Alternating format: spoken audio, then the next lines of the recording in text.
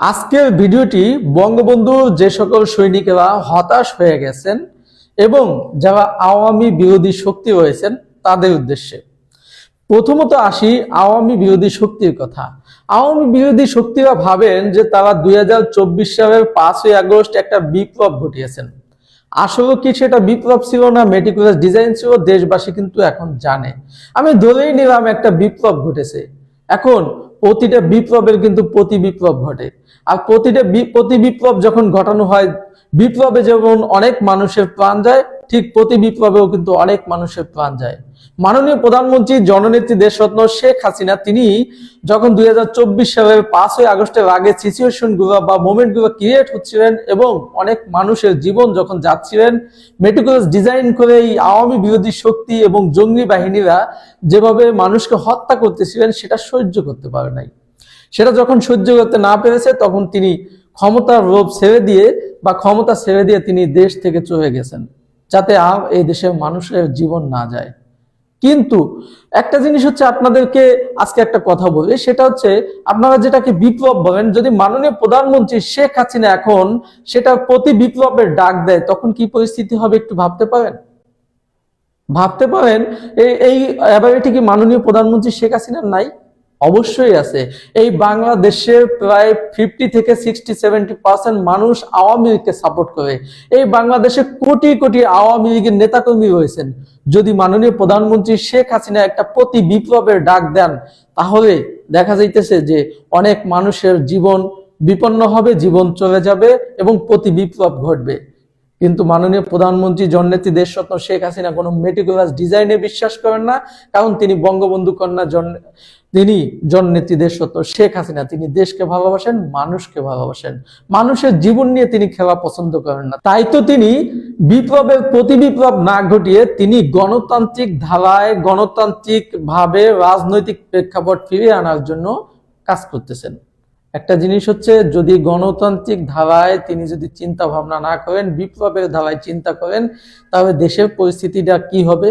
কারণ কিছুদিন আগেই মেটিকুলাস ডিজাইনের ভিতরে পড়ে বাংলাদেশটা ধ্বংসের দ্বার প্রান্তে চলে গেছে। যে বাংলাদেশকে জাতির পিতা বঙ্গবন্ধু শেখ মুজিবুর রহমান নেতৃত্ব দিয়ে, আওয়ামী লীগ নেতৃত্ব দিয়ে স্বাধীনতা এনে দিয়েছিল, যে বাংলাদেশকে মাননীয় প্রধানমন্ত্রী জননেত্রী দেশরত্ন শেখ হাসিনা নিজের সন্তানের মতো আগলে ধরে তাকে মানুষ করেছেন, অর্থাৎ উন্নত করেছেন, সেই বাংলাদেশটা যদি আবারও যে ধ্বংসের দ্বার প্রান্তে গেছে আরো যদি ধ্বংসের দ্বার প্রান্তে যায়, তাহলে বিষয়টা কেমন হবে?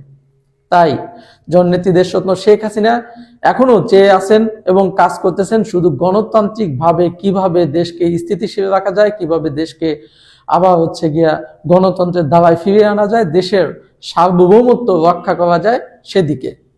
আর বিপরীতে আপনারা যারা আছেন তারা ভাবতেছেন যে মাননীয় প্রধানমন্ত্রী শেখ হাসিনার কোনো ক্ষমতাই নাই এবং তিনি বিপ্লবের প্রতি বিপ্লব ঘটানোর মতো অ্যাবিলিটি তার নাই। এটা আপনাদের ভুল ধারণা। আপনারা এখান থেকে বেরিয়ে আসুন, কারণ বিপ্লবের প্রতি বিপ্লব আমরা চাই না। আমরা চাই গণতান্ত্রিক ধারায় বাংলাদেশকে একটা উন্নত সমৃদ্ধ বাংলাদেশ গড়ে তোলার জন্য জননেত্রী দেশরত্ন শেখ হাসিনা কাজ করবেন। আর আওয়ামী লীগের বা বঙ্গবন্ধুর যে সকল সৈনিকেরা আপনারা হতাশ হয়ে যাচ্ছেন, তাদের উদ্দেশ্যে বলি, মাননীয় প্রধানমন্ত্রী জননেত্রী দেশরত্ন শেখ হাসিনা তিনি বঙ্গবন্ধু তনয়া, তিনি আন্তর্জাতিক পর্যায়ে একজন বিশ্ব নেতা এবং তার বুদ্ধি, তার জ্ঞান, তার উপর সম্পূর্ণ ভরসা রেখে আপনারা নিশ্চিন্তে থাকুন, নিজেদের মধ্যে ঐক্যবদ্ধ থাকুন, নিজেদের ওয়ার্ডে, থানায়, জেলায়, মহানগরে সব জায়গায় আপনারা যোগাযোগ ব্যবস্থা রেখে গণতান্ত্রিক ভাবে আমরা কিভাবে বিজয় অর্জন করতে পারি সেটা নিয়ে কাজ করুন। এখনই সময় কাজ করার, কারণ আপনারা জানেন যে 15 বছর বাংলাদেশ আওয়ামী লীগ ক্ষমতায় ছিল, সেই ক্ষমতায় থাকা অবস্থায় নেতৃত্ব শূন্য হয়ে পড়েছিল, নেতৃত্ব তৈরি হয় নাই। ঠিক এখন আপনার যোগ্যতা, আপনার নেতৃত্ব ফুটিয়ে তোলার সময়। আপনি নেতৃত্ব দিয়ে সংগঠনকে সাংগঠনিকভাবে সুসংগঠিত করে আপনি টাইম মেনে চলে আসুন। আপনি হন আগামীর নেতা, যেটা মাননীয় প্রধানমন্ত্রী শেখ হাসিনা চায়। এবং ইনশাআল্লাহ আগামীতে মাননীয় প্রধানমন্ত্রী শেখ হাসিনার নেতৃত্বেই আমরা গণতান্ত্রিক ভাবে আবারও তিনি বাংলাদেশে আসবেন এবং তিনি বাংলাদেশের প্রধানমন্ত্রী হতে যাচ্ছেন এবং বাংলাদেশের সুদীর্ঘ নেতৃত্ব দিয়ে বাংলাদেশকে উন্নত সমৃদ্ধ করবেন। তাই হতাশ হবেন না, আপনাদের জন্যই বাংলাদেশ অপেক্ষা করছে। ধন্যবাদ সকলকে। আমি শেখ বায়েজিদ আহমেদ আজকে বিদায় নিচ্ছি এখানে। আল্লাহ হাফেজ।